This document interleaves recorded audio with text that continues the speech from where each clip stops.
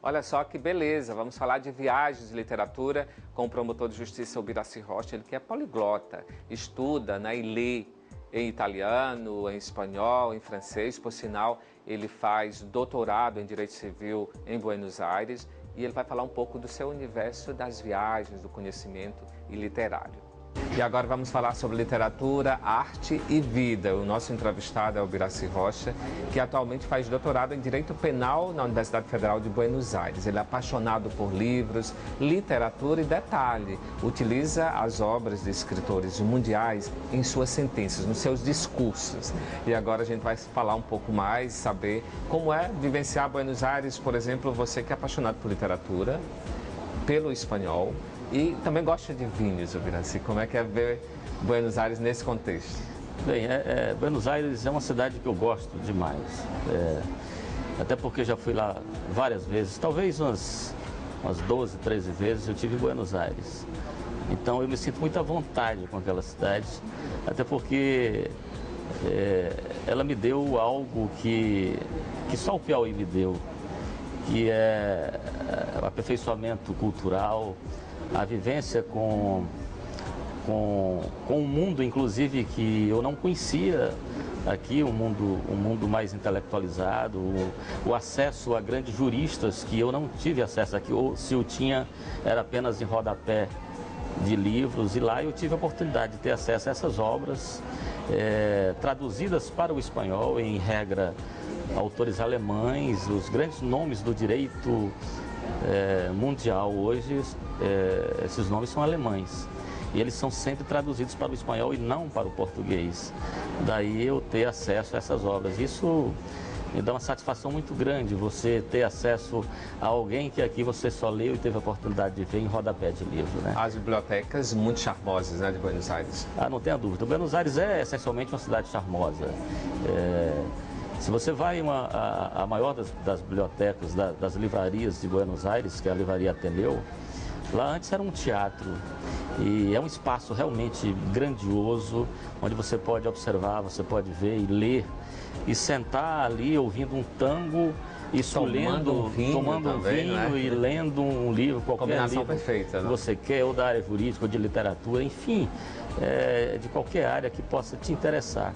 Então, Buenos Aires é essa cidade, eu gosto muito. Infelizmente Buenos Aires, a Argentina, de um modo geral, em face da postura política, foi degradada ao longo dos anos. Mas a Argentina já foi um país muito rico no século passado e agora vive uma situação de decadência, mas do ponto de vista cultural ainda é uma cidade que a gente pode considerar a cidade de primeiro mundo. Ubiraci, você lê muitos livros em espanhol e também francês, né? Eu tenho tentado, do espanhol eu leio, de francês eu tenho não diria que leio, eu acho que quando eu conseguir ler um livro na sua totalidade, aí eu digo que eu posso realmente ter acesso à língua francesa. Eu estudo, atualmente eu estudo francês, apesar da falta de tempo, estudo também italiano, né? Estudo italiano. Poliglota mesmo, né? Essa italiano, é a tendência sua. E eu quero descobrir outras coisas, outras obras que, como eu lhe falei, a gente não tem acesso aqui no nosso meio. Eu vi recentemente num filme que quem fala duas línguas tem duas vidas. E ser poliglota quer dizer que você tem mais vidas, né? Você concorda com isso? Ah, não tem que isso possibilita, né? Novas linguagens, novas vivências? Não tenha dúvida. Você quando conhece, tem acesso a outra língua, não precisa falar fluentemente, mas que um novo mundo se abre, de alguma forma se comunique, um mundo se abre para você. Você chega em qualquer país do mundo e você não tem medo, não tem receio de chegar, pegar um táxi ou um metrô ou um ônibus, seja lá o que for, e chegar até o hotel, e lá o seu direito de ir e vir em razão da língua fica estabelecido.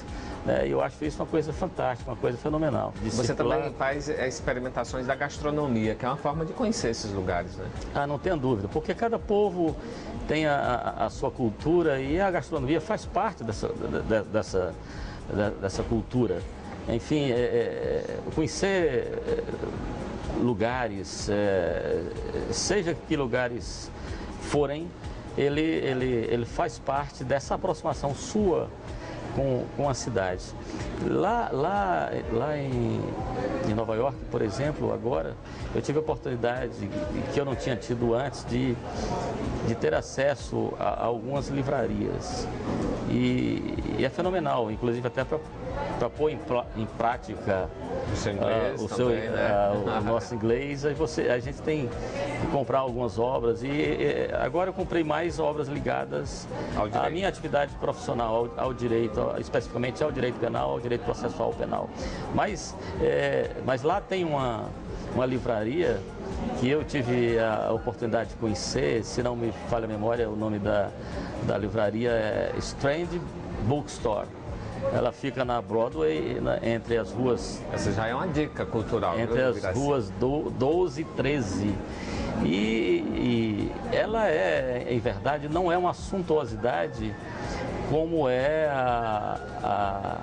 aquela que é conhecida como a maior livraria de Buenos Aires. É uma livraria diferente, e esses livros mesmo de direito, eu tive que entrar assim no subsolo da livraria, e lá parece que você está num outro mundo, você de repente você vê aquilo, você quer comprar tudo, e tem obras, inclusive de literatura, eu vi lá, e você que gosta e que é um escritor, lá seria um lugar fenomenal para você ter contato com grandes autores americanos e autores do mundo, porque afinal de contas, basicamente todas as obras são traduzidas para o inglês. Brasil, como é que você utiliza os escritores, poetas e filósofos dentro do seu discurso de trabalho, né? Já falando como promotor, como é que você insere isso? Eu realmente faço muito isso na prática. Foi algo que eu aprendi com o dia a dia, ao longo dos anos, no exercício da minha atividade de promotor, a fazer. Eu descobri que a poesia tem um elo muito forte com o discurso que nós fazemos no Tribunal do Júri, porque lá é um discurso de convencimento onde o centro das atenções, do centro do seu discurso é exatamente o homem. O homem nas suas contradições, nas suas angústias. São os dramas humanos. Os dramas humanos, que é tão próprio da literatura, tão próprio do poeta, enfim, do romancista. E em verdade, se couber dentro do discurso, isso depende de cada caso, eu sempre gosto de inserir ou começar a minha sustentação com um discurso poético, ou termino também fazendo isso. Depende de cada situação, se começo ou se termino. Mas, em regra, eu utilizo muito da literatura para estabelecer esse processo dentro do direito de convencimento do corpo de jurados. Os pontos de partida que o Birassi utiliza no seu discurso e no seu trabalho, eu quero saber quais são os seus autores preferidos. Daria para arriscar aí 3, 4 desses nomes? Sim, eu acho que aqui na América Latina, você não pode deixar de ler o Gabriel Garcia Marques. Eu acho que você não pode deixar de ler o Mário Vargas Llosa. Na Isabel Allende também? Também. Aliás, o Chile também é um país essencialmente muito rico, inclusive do ponto de vista cultural, né?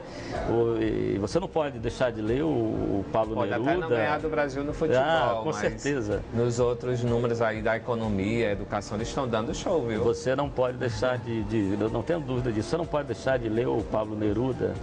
E, aliás, falando em Chile, lá eu tive a oportunidade, já fui lá umas 3 vezes, e tive a oportunidade de conhecer um autor chamado Maturana. Ele é um biólogo, mas que ele estabelece uma linha filosófica muito interessante, colocando como centro da preocupação do seu estudo o homem. E eu tenho me valido muito do seu pensamento para estabelecer uma relação da filosofia com o direito, né? É um grande autor, Maturana, um filósofo que eu me socorro muito dele, né? Enfim, esse na América Latina, aqui entre os nossos, eu acho que deixar de ler Drummond é um crime, básico, é um crime, né? Eu acho que você deixar de ler Euclides da Cunha, O próprio Machado de Assis tem uma linguagem muito rebuscada, diz que quem quer aprender português tem que ler Machado de Assis. Você citou aí um dos meus preferidos. Eu acho o Machado fascinante. Eu sei disso. Por sinal, os livros deles estão disponíveis de forma gratuita hoje na internet, no site do Ministério da Cultura, e isso é mais acessível, né? Não tenha dúvida. Se tornaram de domínio público as obras deles. Não tenha dúvida. E acho assim que Guimarães Rosa,